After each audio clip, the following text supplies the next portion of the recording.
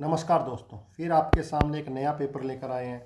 Sociology का 2014 का जो सेकंड ग्रेड का एग्ज़ाम था, उसमें कौन कौन से क्वेश्चन सोशोलॉजी से पूछे गए थे उन पर आज चर्चा प्रारंभ करते हैं और देखते हैं उन क्वेश्चनों में को क्या स्तर था उनका और किस तरह के क्वेश्चन पूछे गए थे। तो स्टार्ट करते हैं। Question number first,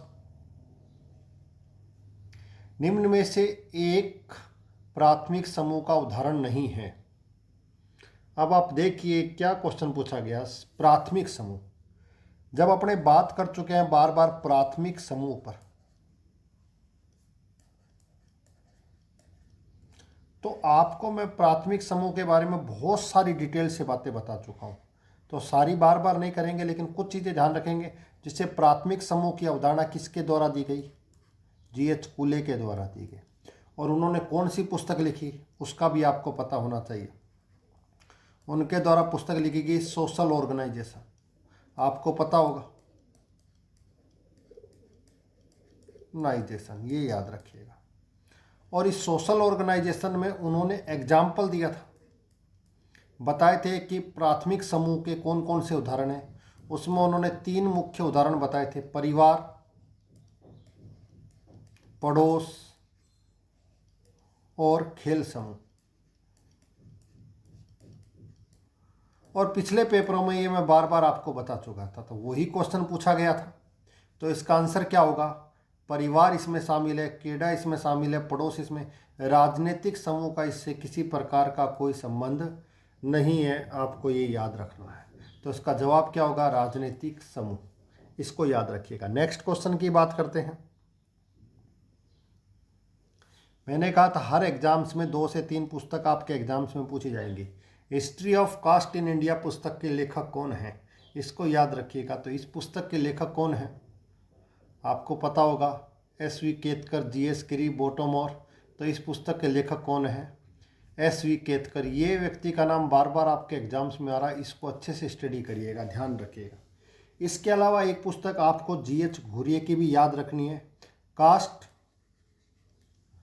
class in India, इस पुस्तक को ही कहा जाता है कास्ट क्लास एंड ऑक्यूपेशन। ये भी याद रखिएगा, कई बार आपको ध्यान रख लें, कास्ट क्लास इन इंडिया कह दो या फिर कास्ट क्लास और ऑक्यूपेशन कह दो, बात एक ही है, इसको ध्यान रखिएगा। बोटोमोर के बारे में हमने बात करी थी कि बोटोमोर ने समूह का एक सिद्धांत दिया था, जिसे अर्ध समूह या आभासी समूह,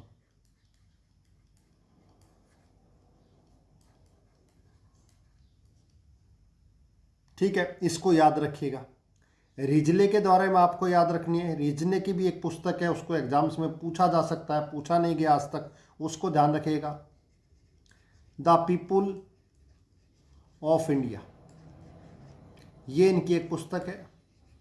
और इनके बारे में एक बात मैं पहले भी आपको बता चुका हूं कि इन्होंने जो परिवार है और साथ साथ में जाति जो है, उस जाति का एक सिद्धांत दिया था, जाति की उत्पत्ति का एक सिद्धांत दिया था कि जाति जाति ना होकर प्रजाति के रूप में जाति को स्थापित करने का श्रेय किसको जाता है? हर्बर्ट रिजले को जाता है, इसको ध्यान रखिएगा। और एक चीज़ केतकर के बारे में भी आपको याद रखनी है, केतकर ने भी जाति को लेकर बात कही गई है कि जाति एक प्रकार का सामाजिक समूह है। ये कुछ चीज़ें आपको याद रखनी है, एग्जाम की दृष्टि से पूछा जा सकता है। जाति को किसने सामाजिक समूह के रूप में परिभाषित किया है? उसका नाम है एस.वी. केतकर। जाति के प्रजाति सिद्धांत का अवधारणा किसने दी? हर्बर्ट रिजले के द्वारा। जी.एस. घुरिये ने एक बहुत महत्वपूर्ण किताब लिखी, कास्ट क्लास इन इंडिया या कास्ट क्लास इन ऑक्यूपेशन, इसको कह सकते हैं। और साथ साथ में बोटोमोर के द्वारा अर्ध समूह या आभासी समूह की जानकारी दी गई। नेक्स्ट क्वेश्चन की बात करते हैं। जब एक समूह पूर्णतया वंशानुक्रम पर आधारित होता है तो कहलाता है, वंशानुक्रम पर, हेरिडेटरी पर, इसको याद रखिए, वंशानुक्रम। जब वंशानुक्रम की बात करेंगे तो देखिए, वर्ण,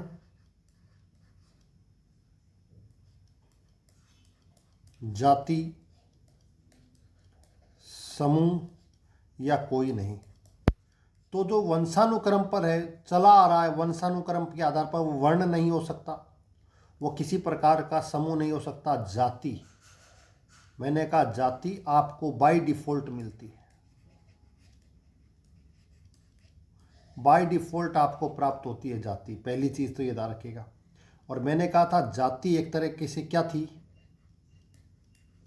प्रदत्त परिस्थिति का उदाहरण है, यानी कि आपको बाय डिफॉल्ट प्रदत्त होती है, आपके द्वारा अर्जित नहीं की जा सकती। तो वंशानुक्रम पर जो बोल दिया है शब्द, तो आपको पता होना चाहिए कि उसका जवाब क्या होगा, जाति होगा, ये याद रखिएगा। आगे बात करते हैं नेक्स्ट क्वेश्चन की। निम्न में से कौन सा कारक, मैंने कहा था 2 से 3 क्वेश्चन ऐसे आते हैं जिसके लिए आपको किसी बुक की आवश्यकता नहीं होती। राष्ट्रीय एकीकरण में बाधा नहीं है, राष्ट्रीय एकीकरण में बाधा नहीं है। जातिवाद बाधा है, क्षेत्रवाद बाधा है, संप्रदायवाद, नगरीकरण यानी कि शहरों का गांवों की ओर विकास होना या फिर शहरों का बहुत ज़्यादा विकास होना ही क्या कहलाता, नगरीकरण कहलाता है। नगरीकरण से किसी भी प्रकार के राष्ट्रीय एकीकरण में कोई बाधा नहीं पहुंचती, तो इसका जवाब क्या होगा, नगरीकरण, आपको ध्यान रखना है। नेक्स्ट क्वेश्चन की बात करते हैं। समाज शास्त्र सामाजिक संबंधों के विषय में ये संबंधों के इस जाल को हम समाज कहते हैं, यानी कि सामाजिक संबंधों के जाल को हम समाज कहते हैं। ये परिभाषा किसने दी थी, आपको ध्यान रखना है। तो ध्यान रखिएगा, इसमें पहला ऑप्शन है क्यूबर। क्यूबर और ग्रीन ने भी एक चीज कही है, उसको ध्यान रखिएगा। उन्होंने भी समाजशास्त्र को सामाजिक संबंधों से संबंधित माना है, ये भी याद रखिएगा। सामाजिक संबंधों को ही समाजशास्त्र का अध्ययन करा जाता है, ये कहने वाले भी क्यूबर भी हैं और ग्रीन भी हैं, इसको याद रखिएगा। लेकिन ये जो स्पेशल डेफिनेशन है ये किसके द्वारा दी गई, मैकाइवर और पेज के द्वारा। लेकिन क्यूबर और ग्रीन ने भी समाजशास्त्र का जो संबंध है वो किससे बताया, सामाजिक संबंधों से इसका मनाया, इसको याद रखिएगा। इसके अलावा सोरोकिन के बारे में एक ध्यान रखिएगा। सोरोकिन ने समाजशास्त्र के बारे में एक परिभाषा दी है, स्पेशल है, उसको याद रखिएगा कि सामाजिक व सांस्कृतिक प्रघटना, सांस्कृतिक प्रघटनाओं के, सामाजिक और सांस्कृतिक प्रघटनाओं के स्वरूप, उनके प्रकार और उनके अंतर संबंधों के, सामाजिक और सांस्कृतिक प्रघटनाओं के स्वरूप, उनके प्रकार और उनके अंतर संबंधों का सामान्य विज्ञान ही क्या है, समाज शास्त्र है, ये याद रखिएगा। स्पेशल है, एग्जाम्स में कभी ना कभी पूछी जा सकती है सोरोकिन से। सोरोकिन का संबंध अमेरिका से था, आपको पता है। जब हम आगे बात पढ़ेंगे तो बताएंगे कि अमेरिका के अंदर समाजशास्त्र का जनक सोरोकिन को कहा जाता है, इसको याद रखिएगा। ठीक है, तो सामाजिक और सांस्कृतिक प्रघटनाओं के स्वरूप, प्रकार और अंतर संबंधों का सामान्य विज्ञानी क्या कहलाता है, समाजशास्त्र कहलाता है। सोरोकिन के द्वारा डेफिनेशन दी गई, निश्चित तौर पर एग्जाम्स में पूछी जा सकती है, ध्यान रखिएगा। नेक्स्ट क्वेश्चन, वर्ग के निर्धारण का आधार है, बिल्कुल बेसिक क्वेश्चंस। वर्ग, अब आपको पता होगा वर्ग का निर्धारण आयु से होता है क्या, नहीं साहब। प्रजाति से होता है, नहीं साहब, क्योंकि प्रजाति तो प्रदत्त होती है। लिंग से होता है, नहीं। ये तीनों ही चीजें आपको पता है प्रदत्त होती है, जबकि व्यवसाय आप क्या करते हो, अर्जित करते हो। और आपको पता है अर्जित जो परिस्थिति होती है उसी का उदाहरण है क्या, वर्ग, जिसे हम क्लास कहते हैं। जबकि कास्ट किसका उदाहरण है, आपको पता है प्रदत्त परिस्थिति का निर्धारण। सिंपल सी बात है। तो व्यवसाय ही है जिससे वर्ग का निर्धारण होता है, जिससे क्लास का निर्धारण होता है। नेक्स्ट क्वेश्चन, इनमें से कौन सा सांप्रदायिकता का कारण नहीं है। मैंने फिर सिंपल क्वेश्चन, कारण नहीं है, इसको याद रखिएगा। राजनीतिक हित बिल्कुल कारण है, धार्मिक कट्टरता बिल्कुल कारण है, सांप्रदायिक संगठन भी कारण है, आर्थिक विकास से सांप्रदायिकता कैसे बढ़ती है समझ में नहीं आता। तो सिंपल सा आंसर था कि आर्थिक विकास का सांप्रदायिकता से कोई लेना देना नहीं है। तो इसका आंसर सिंपल था। मैंने कहा था 2-3 क्वेश्चन ऐसे हैं जो हम हर एग्जाम्स में बहुत ही आसानी से पूछेंगे। इनमें से एक पुरुषार्थ का प्रकार नहीं है। फिर सिंपल क्वेश्चन, मैंने आपको कई बार बता चुका हूँ आपके कितने पुरुषार्थ हैं, 4 पुरुषार्थ हैं, धर्म, अर्थ, काम, ये तीनों, साधन और मोक्ष, अंतिम लक्ष्य। आपको पता अंतिम किसने, कपाड़िया के द्वारा भी ये दिया गया है। और ये लास्ट और अंतिम क्या है, ये साध्य भी है। इसको याद रखिएगा, सिंपल क्वेश्चन था। तो इसका आंसर क्या होगा, धर्म भी है, अर्थ भी है, मोक्ष भी है, प्रेम से कोई लेना देना नहीं है। तो इसका आंसर क्या होगा, प्रेम। दे आंसर। व्यक्तियों का संग्रह जो एक दूसरे के साथ सामाजिक संबंध स्थापित करते हैं कहलाते हैं। सामाजिक संबंध स्थापित करते हैं। अब सामाजिक संबंध किस में होंगे आपको पता होगा। सामाजिक संबंध अब बात करते हैं। पहले परिस्थिति। परिस्थिति तो एक प्रकार का स्टेटस है, ये तो एक प्रकार का पद है, इसका कोई लेना देना नहीं। सामाजिक संगठन, ऑर्गेनाइजेशन। ऑर्गेनाइजेशन एक प्रकार का संगठन है, समझ में गया। समाज, संस्था। संस्था मैंने कहा था बनाएगा या कई इंस्टीट्यूशंस है, ठीक है। तो इसका सिंपल सा आंसर होगा सामाजिक संबंध स्थापित करते हैं। तो सामाजिक संबंध किस में स्थापित होंगे, सामाजिक समूह में स्थापित होंगे, सोशल ग्रुप के अंदर स्थापित होंगे, जिसके अंदर मैंने आपको बता रखा था एक प्राथमिक समूह और एक द्वितीय समूह। और प्राथमिक समूह में संबंध कैसे होंगे, घनिष्ठ होंगे। संबंध कैसे होंगे, साध्य होंगे। और इसके अंदर संबंध कैसे होंगे, नाम मात्र के होंगे। संबंध कैसे होंगे, साधन के रूप में। संबंध कैसे होंगे, अस्थायी होंगे। इसमें संबंध कैसे होंगे, स्थायी होंगे। संबंध कैसे होंगे, संपूर्ण होंगे। ये बार बार आपको बता चुका हूं। तो इसका आंसर क्या होगा, सामाजिक समूह। जाति एक बंद वर्ग है, सिंपल सी बात है, एक परिभाषा दे दी गई और फैक्चुअल क्वेश्चन है और आपको परिभाषाएं याद करनी है। इसका कोई ऑप्शन नहीं है। कोशिश करूंगा मैं आपको जब थ्योरी की क्लास लेकर आऊँ तो कुछ महत्वपूर्ण डेफिनेशंस आपको याद कराने की कोशिश करेंगे, ठीक है। तो ये परिभाषा किसके द्वारा दी गई, तो ये परिभाषा DN मजूमदार के द्वारा दी गई। इसको याद रखिएगा, कई बार पूछ लिया जाता है। अच्छा, जाति से संबंधित एक परिभाषा और आप याद रखिएगा। एक व्यक्ति है मैक्स मूलर, आपको पता होगा इसके बारे में। एक तो इसको वेद पंडित भी कहा जाता है, पता नहीं क्यों कहा जाता है। दूसरा, इन्होंने कहा था आर्य कहाँ से आए, मध्य एशिया से आए। ये दोनों डेफिनेशन कहीं ना कहीं मैक्स मूलर से संबंधित है, हिस्ट्री का पार्ट है।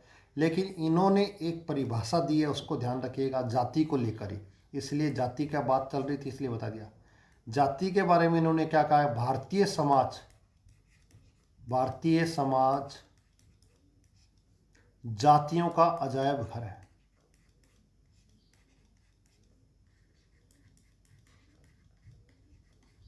अजायब घर है। तो ये एक परिभाषा है मैक्स मूलर की, इसको थोड़ा सा आप याद कर लीजिएगा, एग्जाम में कभी ना कभी पूछी जा सकती है, ठीक है। नेक्स्ट क्वेश्चन, प्रेम विवाह का परंपरागत नाम है, कई बार क्वेश्चन पूछा गया है। 4 उत्कृष्ट विवाह और 4 निकृष्ट विवाह। और इन 4 निकृष्ट में पहला विवाह आता है गंधर्व विवाह, राक्षस विवाह, पिशाच विवाह, असुर विवाह, इसमें ही आते हैं। लेकिन पहला ये है, बाकी 3। और ये जो 3 हैं ये कहीं ना कहीं आपके उत्कृष्ट विवाह से संबंधित माने जा सकते हैं। तो इसका जो गंधर्व विवाह है उसको ही कहा जाता है आज की तारीख में love marriage.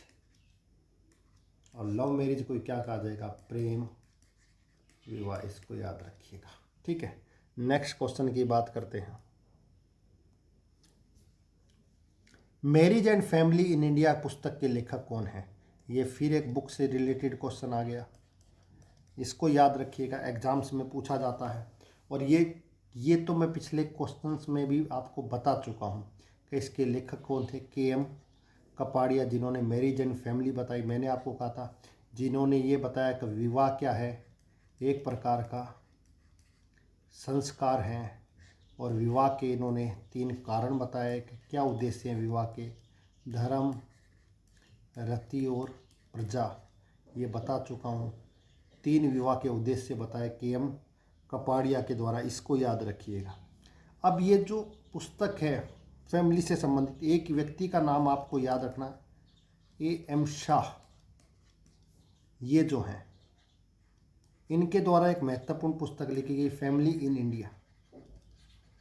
Family in India, ये याद रखिएगा क्योंकि ये किताब कभी पूछी नहीं गई है और मुझे लग रहा है कभी ना कभी इसके आने की संभावना है। तो family in India AM. Shah के द्वारा लिखी गई पुस्तक है और इसका जवाब क्या होगा? के.एम. कपाड़िया। नेक्स्ट क्वेश्चन की बात करते हैं। एड्स के सर्वप्रथम विवादित रोगी कहाँ पाए गए? ये क्वेश्चन भी आपके बारे में आपके सिलेबस है, तो इसको थोड़ा सा ध्यान रखिएगा। एड्स का सर्वप्रथम रोगी कहाँ पाया गया? अमेरिका में पाया गया, इसको याद रखिएगा, यूएसए। अच्छा, एक चीज़ और ध्यान रखिएगा, ये कब पाया गया? 1959 में पाया गया, इसको याद रखिएगा। ठीक है। अच्छा, भारत की बात करें तो भारत का भी याद रखिएगा। भारत के अंदर पहला रोगी कब पाया गया? 1986 में पाया गया। कहाँ पर पाया गया? मद्रास, चेन्नई में पाया गया। राजस्थान की बात करें तो ध्यान रखिएगा, पुष्कर के अंदर पहला एड्स मरीज पाया गया, इसको याद रखिएगा। फिर मैंने आपको बताया था एड्स की रोकथाम को लेकर एक संस्था स्थापित की गई, नाको, नेशनल एड्स कंट्रोल ऑर्गेनाइजेशन, इसको याद रखिएगा। 1992 में इसको स्थापित किया गया। और इसके 3 टेस्ट भी आपको बताए थे, ELISA test, blood test, RPA test. ये तीनों टेस्ट भी आपको एग्जाम्स में बार बार पूछे जाते हैं, तो इनको भी थोड़ा सा याद रखिएगा। Next question, Hindu marriage act किस साल से लागू हुआ था? इसको याद रखिएगा। क्यों? क्योंकि आपके विवाह का टॉपिक दे रखा है, तो इसको बिल्कुल याद रखिएगा। हिंदू विवाह एक्ट 55, 54, 56, 89।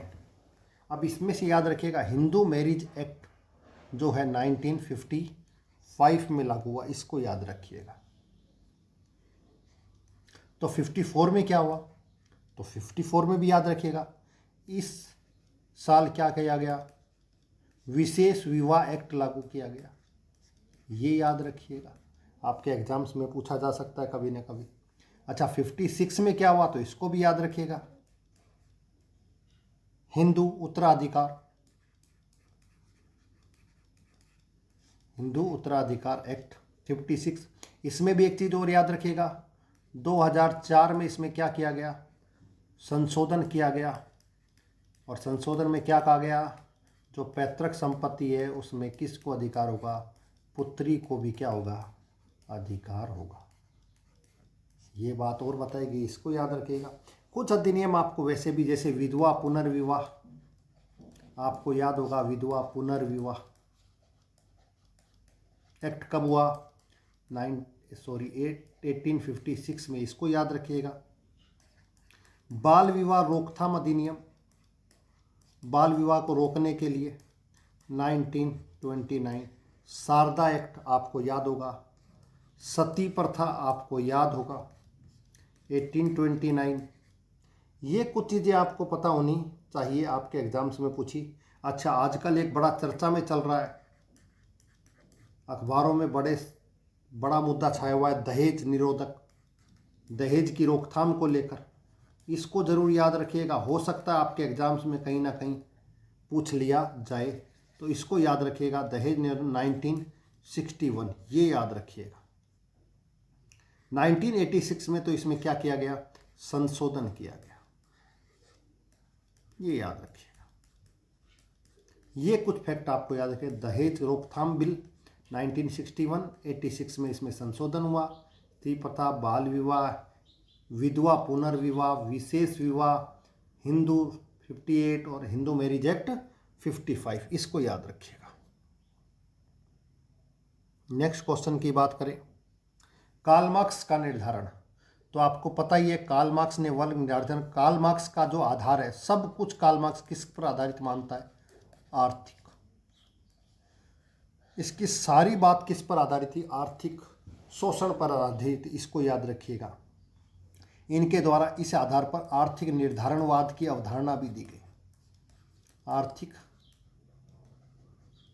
निर्धारणवाद की अवधारणा, इन्होंने कहा दो वर्ग हैं, इसको ध्यान रखिएगा, एक स्वामी वर्ग और दूसरा आपको पता ही होगा वंचित वर्ग। स्वामी वर्ग वो जिसके पास सारी संपत्तियां होगी, और इसी को इन्होंने एक नाम दिया था बुर्जुआ वर्ग, और वो जिसके पास किसी भी प्रकार की संपत्ति नहीं होगी उसे वंचित वर्ग, उसको इन्होंने नाम दिया सर्वहारा वर्ग। ये याद रखिएगा, एग्जाम्स में पूछा जा सकता है। ठीक है, नेक्स्ट क्वेश्चन, तो इसका आंसर क्या होगा? आर्थिक इकोनॉमिक कंडीशन। नेक्स्ट क्वेश्चन की बात करते हैं, सोशल चेंज पुस्तक किसके द्वारा लिखी गई? मैकाइवर, विल्बर्ट मूर, किंग्सली डेविस। फैक्चुअल क्वेश्चन है तो ध्यान रखिएगा, विल्बर्ट मूर के द्वारा सोशल चेंज पुस्तक लिखी। एक चीज और एक और इतिहासकार है, समाजशास्त्री, उनके द्वारा भी ये इसी नाम से एक पुस्तक लिखी गई, ओकबोर्न के द्वारा, मैं पहले भी बता चुका हूँ, उनके द्वारा भी एक पुस्तक लिखी गई सोशल चेंज। तो ये भी याद रखिएगा आप, ये पुस्तक का नाम एग्जाम्स में पूछा जाता है। नेक्स्ट क्वेश्चन की बात करें, भाई भतीजावाद, पक्षपात, सत्ता शक्ति का दुरुपयोग किसके उदाहरण है? सिंपल क्वेश्चन है, मैंने कहा किसी किताब की आवश्यकता नहीं है। जिसके अंदर ये सारे गुण पाए जाते हैं वो उसको क्या कहेंगे? वो व्यक्ति कहीं ना कहीं दुरुपयोग कर रहा है, तो क्या होगा? भ्रष्टाचार। इसका आंसर आपको देखने को मिलेगा आपके एग्जाम्स के, आपके सिलेबस में टॉपिक भी यही है, इसको याद रखिएगा। नेक्स्ट क्वेश्चन,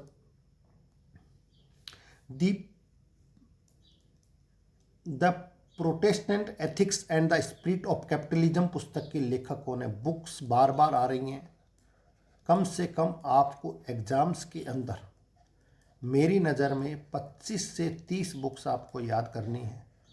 आपका काम इससे चल जाएगा। मैं बता दूंगा मेरे लिए कि आपके लिए कौन कौन सी बुक इम्पोर्टेंट है, वो 25-30 बुक्स आप याद कर लीजिएगा। आपके लिए हो सकता है कि मैक्सिमम क्वेश्चन उसमें से आपको देखने को मिले।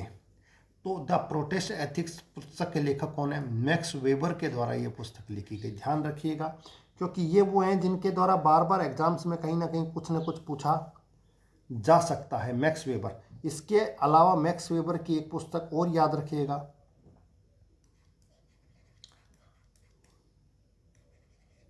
द हिंदू सोशल सिस्टम, ये और याद रखिएगा।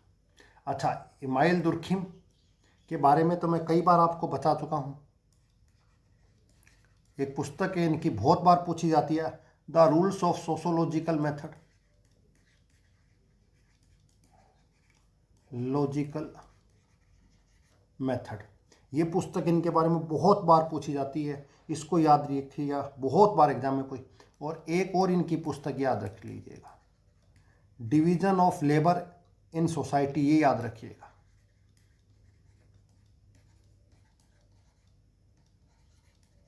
सोसाइटी, ये दो बुक्स आपको दुर्खिम के बारे में याद रखनी है, the rules of sociological methods, division of labour in society, और हिंदू सोशल सिस्टम याद रहे ना, लेकिन ये पुस्तक जो एग्जाम में पूछी गई है, ये पुस्तक बार बार मैक्स वेबर से पूछी जा सकती है। मार्क्स की बात करें तो मार्क्स की बहुत पुस्तकें आपको पता होगा खुद को ही, Das Kapital, communist manifesto, German ideology, ये पुस्तकें आपको पता होगी, और इतना आपको कम से कम याद होना भी चाहिए। ये पुस्तकें किसकी हैं? उसकी हैं, ध्यान रखिएगा, एग्जाम्स में बार बार कहीं ना कहीं पूछ लिया जाता है।